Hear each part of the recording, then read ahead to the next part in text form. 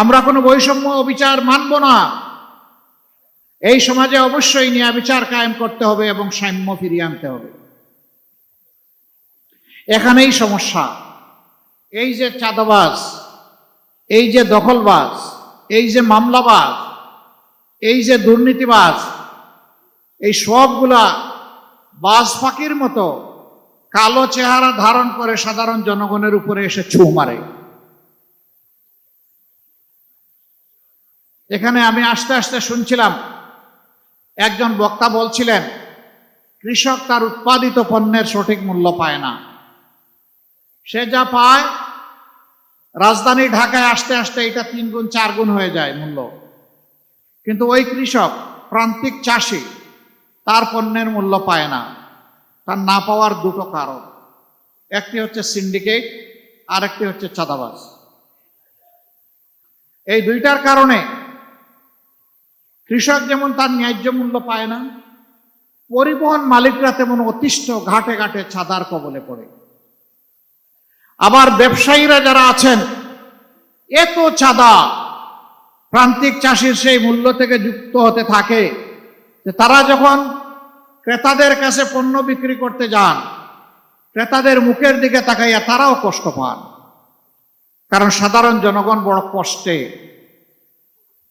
একটা দ্রব্যের মূল্য প্রান্তিক চাষি থেকে ঢাকায় আসতে পর্যন্ত ডাবল হতে পারে, 4 গুণ হয় কিভাবে, তা তো কোনোভাবেই মেনে নেওয়া যায় না। এখানে সকলেই ক্ষতিগ্রস্ত। কৃষক ক্ষতিগ্রস্ত, পরিবহন মালিক ক্ষতিগ্রস্ত, যারা হোলসেল ব্যবসা করেন তারা ক্ষতিগ্রস্ত, যারা রিটেল ব্যবসা করেন তারাও ক্ষতিগ্রস্ত। মূল কারণ চাঁদা। আমরা আপনাদেরকে মুবারকবাদ জানাই, আপনারা 28 তারিখ সম্ভবত গত মাসের চাঁদাবাজদেরকে হাতে নাতে এখানে আপনারা শিক্ষা দিয়েছিলেন। আমরা সারা বাংলাদেশের অতিষ্ঠ নির্যাতিত মজলুম ব্যবসায়ীদেরকে আমরা বলি, কাওরান বাজারের মতো আপনাদেরকে রুখে দাঁড়াতে হবে। তবে আমরা কথা দিচ্ছি, এখন সরকারি প্রশাসন যন্ত্রের অবহেলা, দায়িত্ব পালনে গাফলাতের কারণে, আর হতে পারে কিছু জায়গায় হালুয়া রুটির ভাগ বাটুরার কারণে এই যে চাঁদা হয়, আমরা আশাবাদী বাংলাদেশের মুক্তিকামী মজলুম জনগণের ইনশাআল্লাহ আমানত এবং ভোটে আগামী 12 তারিখ আল্লাহ তাআলা ঐক্যবদ্ধ বাংলাদেশ নির্বাচনী 11 দলীয় ঐক্য জোটের প্রার্থীদেরকে ইনশাআল্লাহ নির্বাচিত করবে। আমরা আশাবাদী 13 তারিখ থেকে বাংলাদেশের চিত্র পাল্টে যাবে ইনশাআল্লাহ। সে নির্বাচন সেই ফলাফল বার্তা দেবে যে এরা কোনো চাঁদাবাজি করে না এবং কোনো চাঁদাবাজি বরদাস্ত করবে না। সাথে সাথে 90% চাঁদাবাজের হাত অবশ হয়ে যাবে। বাকি 10% যারা থাকবে ওদেরকে বুঝাবো, বুঝ না মানলে যা করা দরকার তাই করা হবে ইনশাআল্লাহ। কারো মুখের দিকে তাকাবো না। চাঁদাবাজ কার বাবা, কার ভাই, কার সন্তান, চেহারা দেখে চাঁদাবাজের সাথে সেদিন আচরণ করা হবে না। সেই ক্ষেত্রে আমরা হব নির্দয়, নিষ্ঠুর, কঠোর, দেশের জনগণকে বাঁচানোর স্বার্থে, চাঁদার কবল থেকে মুক্ত করার স্বার্থে। মুসিবতে পড়েছি, আমি রাজনীতি করব, আমি চাঁদাবাজিও করব, কিন্তু আমাকে চাঁদাবাজ বলবেন না, এটা কোন কথা? তাইলে আপনি চাঁদাবাজি ছেড়ে দেন, আপনাকে কেউ চাঁদাবাজ বলবে না। আপনি যখন চাঁদাবাজি করবেন তখন এই কথা আপনাকে শুনতে হবে যে আপনি একজন চাঁদাবাজ। চাঁদাবাজির সাথে রাজনীতির সম্পর্ক কি? এটি তো দুর্বৃত্তপনা। রাজনীতি হচ্ছে নীতির রাজা, যা মানুষকে সম্মান দিবে, নিরাপত্তা দেবে, যা মানুষের হাতে কাজ তুলে দেবে। এই সাথে চাঁদাবাজের কি সম্পর্ক? কিন্তু আমরা জর্জরিত এর জ্বালায়।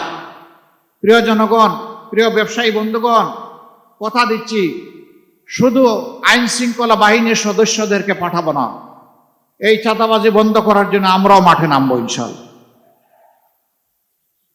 সাথে আইন শৃঙ্খলা বাহিনী থাকবে। আমরা বিশ্বাস করি চাঁদাবাজি এবং দুর্নীতি বন্ধ করলে বাংলাদেশ জাম্প দিয়ে লাফ দিয়ে সামনের দিকে এগিয়ে যাবে। এরপরে আমাদের যুব সমাজ, বিশ্বের কোথাও এত আনুপাতিক হারে বিপুল সংখ্যক যুব সমাজ নাই। প্রত্যেকটি যুবক আমাদের দেশ গড়ার কারিগর, প্রত্যেকটি যুবতী আমাদের দেশ গড়ার কারিগর। আমরা যুবক যুবতীদের হাতে বেকারের বাতা তুলে দিয়ে তাদেরকে অপমানিত করব না। আমরা তাদের হাতগুলোকে দক্ষ কারিগরের হাত হিসেবে গড়ে তুলব। তারপরে ইনশাল্লাহ তাদের হাতে দেশ গড়ার জন্য যে কাজ যার সাথে উপযুক্ত তার হাতে সেই কাজ উঠায় দেব ইনশাল্লাহ। এইভাবে যুবকরাই আগামীর বাংলাদেশ গড়ে দেবে। আর গর্বের সাথে বলবে, আজ আমি বাংলাদেশ, আমরাই বাংলাদেশ।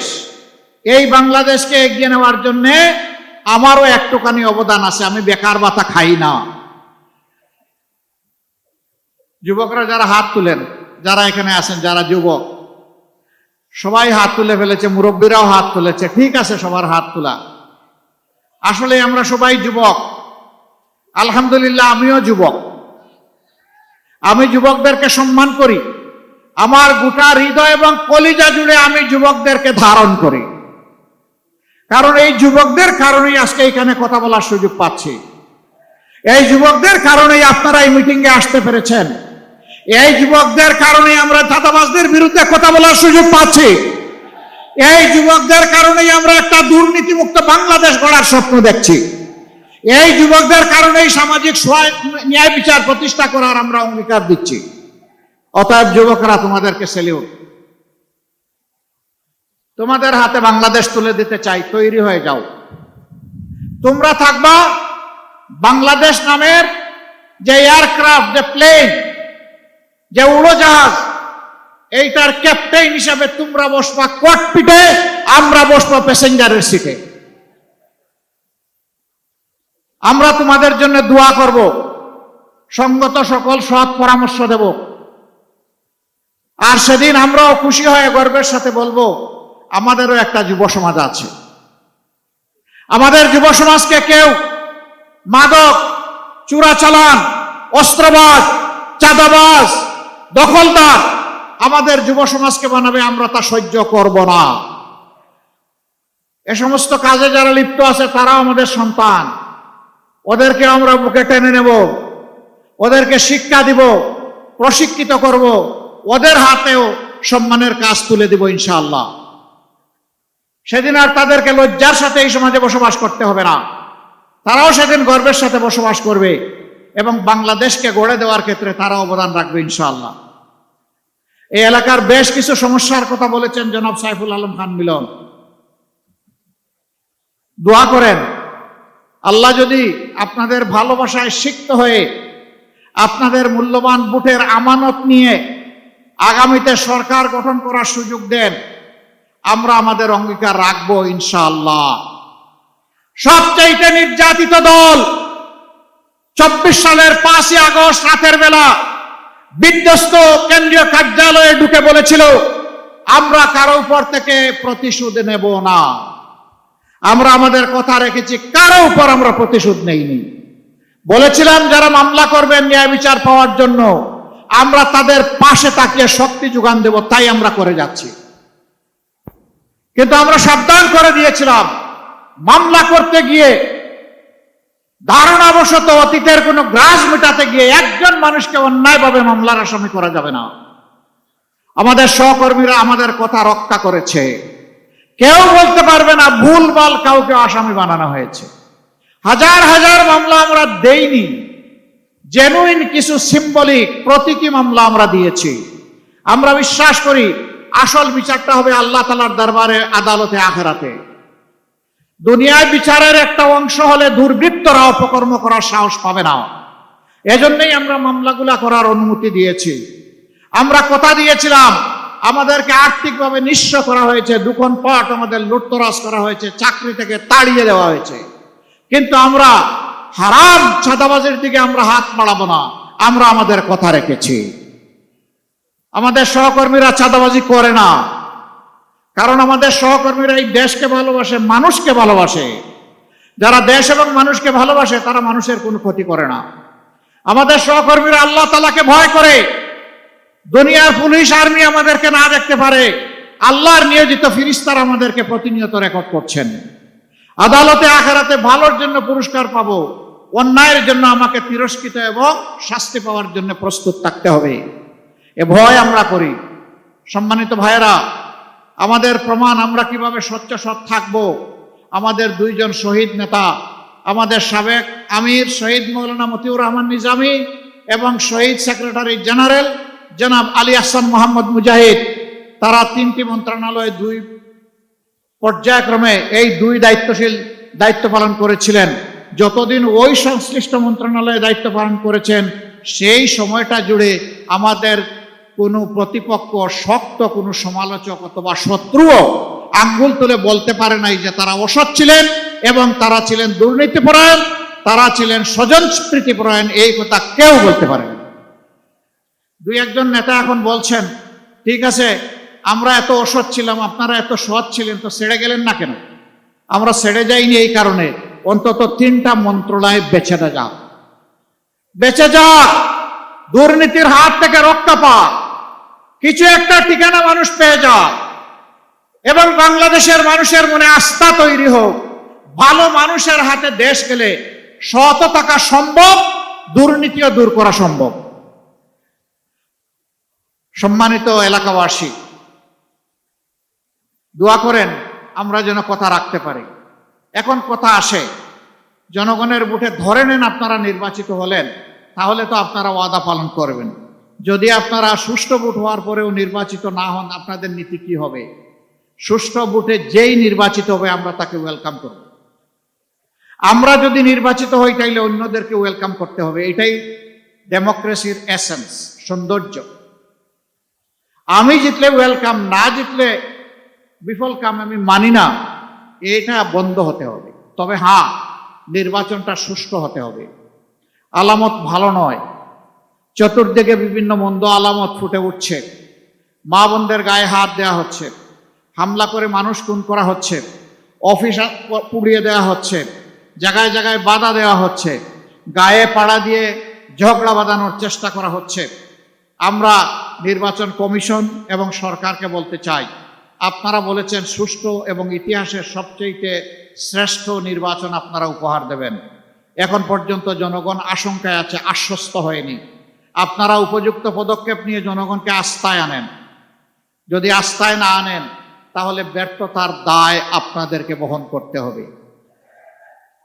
যারা আজকে আমাদের সহকর্মীদের গায়ে হাত দিচ্ছেন, তাদের প্রতি অনুরোধ, ভাই এখন তো ভরা মাঘ মাস, শীত একটু কম হলেও এখনো যদি মাথা গরম হয়ে যায়, চৈত্র মাসে কি করবেন?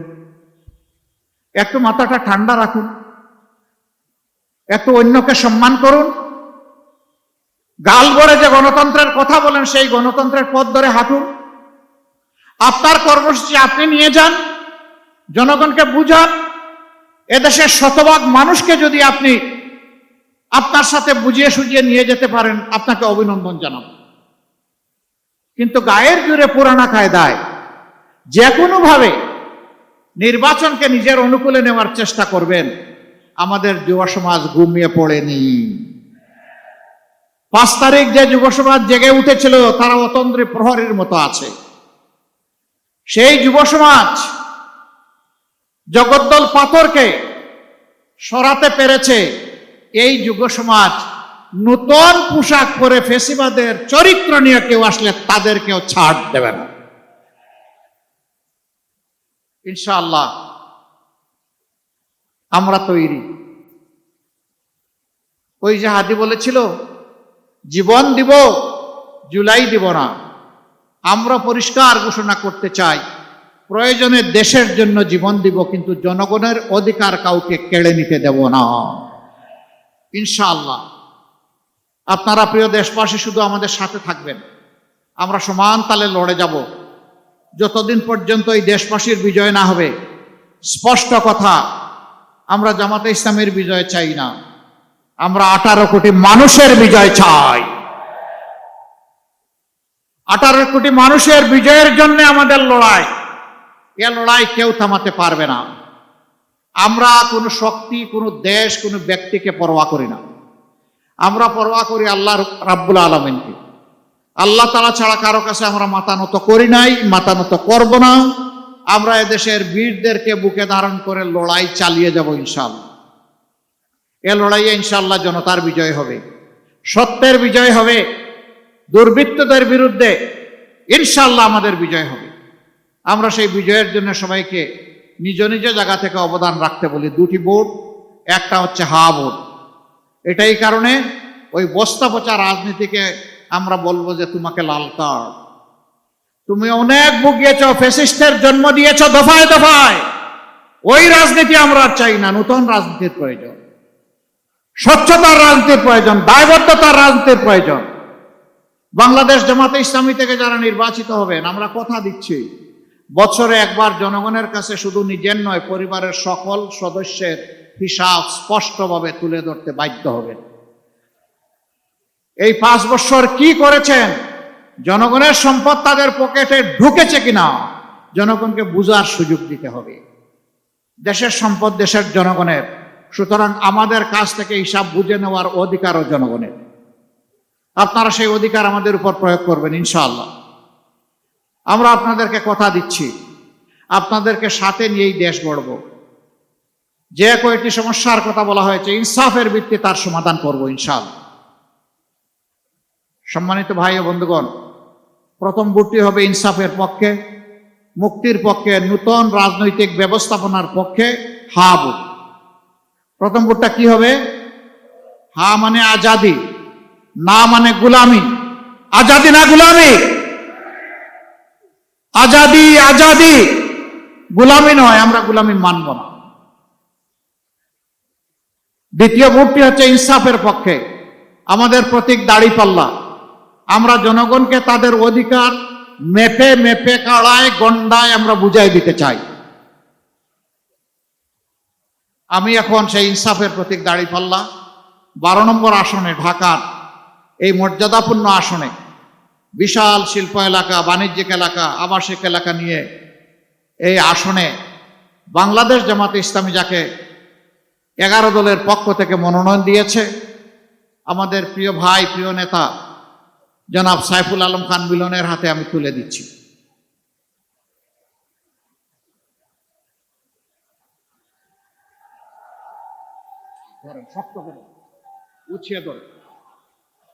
আমরা তার হাতে ইনসাফের প্রতীক দাড়িপাল্লা তুলে দিলাম। আরে ভাই, মার্কা আছে? কোন সে মার্কা? আরো জুড়ে 12 তারিখ সারাদিন বিজয় হবে ইনশাআল্লাহ, ইনশাআল্লাহ। আল্লাহ তাআলা 12 তারিখ সেই বিজয়ের হাসি নিয়ে ঘরে ফেরার তৌফিক দান করুন। এই হাসি জনগণের, এই হাসি সাইফুল আলম খান মিলনের নয়। বিজয় যদি আসে, জনগণের দায়িত্বের বোঝা পাথর তার ঘাড়ে চাপবে। তখন এটার হিসাব নিকাশ জনগণের কাছে দিতে হবে। আল্লাহ রাব্বুল আলামিনের ভার বহন করার তৌফিক তাকে দান করুন। 12 তারিখ আপনাদের হিসাব সমঝে নিয়ে তারপরে ঘরে ফিরবেন ইনশাআল্লাহ। এরপরে ঘরে ফিরে আপনারা শান্তিতে ঘুম দেবেন, ঠিক আছে? হ্যাঁ, জি না? ঘরে ফিরে ভালো করে উজু করবেন, তারপরে 2 রাকাত নামাজ, 4টা সেজদা, চোখের পানি দিয়ে আল্লাহর শুকরিয়া আদায় করবেন। আর আল্লাহ তাআলার কাছে তৌফিক চাইবেন আগামীর বাংলাদেশ, আগামীর প্রত্যাশার বাংলাদেশ, আগামীর ঐক্যবদ্ধ বাংলাদেশ, আগামীর তরুণদের বাংলাদেশ, আগামীতে মা বোনদের গৃহে চলাচলে এবং কর্মস্থলে নিরাপদ বাংলাদেশ যেন আমরা করতে পারি। আল্লাহ হাফিজ, আল্লাহ হাফিজ। লিল্লাহি তাকবীর, লিল্লাহি তাকবীর। ইনকিলাব, ইনকিলাব, ইনকিলাব, ইনকিলাব, ইনকিলাব জিন্দাবাদ। আসসালামু আলাইকুম ওয়া রাহমাতুল্লাহ। আসসালামু আলাইকুম ওয়া রাহমাতুল্লাহ। প্রিয় এলাকাবাসী, আপনারা কেমন আছেন? আলহামদুলিল্লাহি রাব্বিল আলামিন, ওয়াসসালাতু ওয়াসসালামু আলা রাসূলিহিল কারীম ওয়া আলা আলিহি ওয়া সাহবিহি ওয়া আহলি বাইতি আজমাইন। ভরা মাঘ মাসে শীত নাই, বর্ষায় বৃষ্টি নাই। কেন নাই? নাই এই কারণে যে এই দেশে আমরা যারা নাগরিক, বিশেষভাবে এই দেশ পরিচালনার দায়িত্ব যাদের হাতে ছিল, তারা এই দেশের প্রকৃতিকে হত্যা করেছে, প্রকৃতিকে লুণ্ঠন করেছে এবং প্রকৃতির উপর জুলুম করেছে। এই জন্যে আমাদের আবহাওয়ার যে পরিবর্তন হয়েছে, এটা আমাদেরকে দুঃখে দুঃখে তার মূল্য পরিশোধ করতে হবে। আমরা যে দেশটাতে বসবাস করি, 1947 সালে আমাদের পূর্বপুরুষরা অখণ্ড ভারতের বুক চিরে তৎকালীন পাকিস্তানের একটা প্রদেশ হিসাবে এটাকে পেয়েছিলেন। 47 সালে দেশের তৎকালীন পূর্ব পাকিস্তানের যে সীমানা ছিল, এই সীমানাকে বুকে ধারণ করে 71-এর মুক্তিযুদ্ধ হয়েছে এবং শোষণ নিপীড়নের বিরুদ্ধে জনতার বিজয় হয়েছে। 47 সালে এই ভূখণ্ডটি যারা আমাদেরকে এনে দিয়েছিলেন তারা, যারা 71-এ আমাদের স্বাধীনতা এনে দিয়েছেন তারা, এবং 24-এ এসে যারা এই স্বাধীনতাকে অক্টোপাস থেকে, বন্দি দশা থেকে মুক্ত করেছেন তারা, তাদের মধ্যে যারা বিদায় নিয়েছেন আঘাত পেয়ে, আহত হয়ে, আমি তাদের শাহাদত কামনা করছি। যারা পঙ্গুত্ব বরণ করেছেন, আমি তাদের প্রতি সংহতি প্রকাশ করছি। যারা দফায় দফায় লড়াই করেছেন, আমি তাদের প্রতি চরম শ্রদ্ধা প্রদর্শন করছি। বিশেষ করে 24 জুলাইয়ের যে বিপ্লব, এই বিপ্লবে বাংলাদেশের আপামর জনগণ, মুক্তিপাগল, দেশপ্রেমিক সমস্ত রাজনৈতিক দল এবং শক্তি সকলেই অংশগ্রহণ করেছিল, কিন্তু নেতৃত্বটা ছিল আমাদের যুব সমাজের। সূচনাটা হয়েছিল ঢাকা বিশ্ববিদ্যালয় থেকে। সেই আন্দোলনকে গায়ের জোরে থামানোর চেষ্টা করা হয়েছিল। আজান চলছে নাকি? আচ্ছা, গায়ের জোরে সেই আন্দোলনকেও দমন করার চেষ্টা করা হয়েছিল। ঢাকা বিশ্ববিদ্যালয়ে আমাদের মেয়েদের গায়েও হাত দিতে তারা ভুল করে নাই। সারা বাংলাদেশের চিত্র ছিল প্রায় একই, কিন্তু সেদিন বাংলাদেশ ফুঁসে উঠেছিল।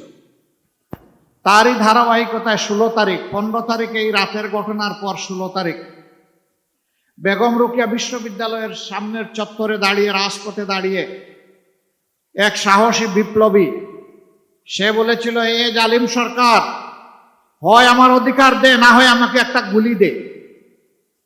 এ আবু সাইদ ডানা মেলে বলেছিল, বুকের ভিতরে তুমুল ঝড়, বুক পেতেছে, গুলি কর। ডানা মেলে দিয়ে গুলি নিয়েছে, কিন্তু পালিয়ে যায়নি।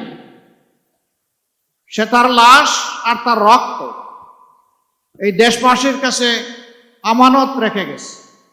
আমি যেভাবে জাতির জন্য লড়াই করে জীবন দিয়েছি, যে প্রয়োজনে জীবন দিয়েছি, যারা বেঁচে থাকবা সেই প্রয়োজন তোমাদেরকে পূরণ করতে হবে। প্রয়োজনটা কি ছিল? রাজপথে এসে তারা একটাই স্লোগান দিয়েছিল, উই ওয়ান্ট জাস্টিস।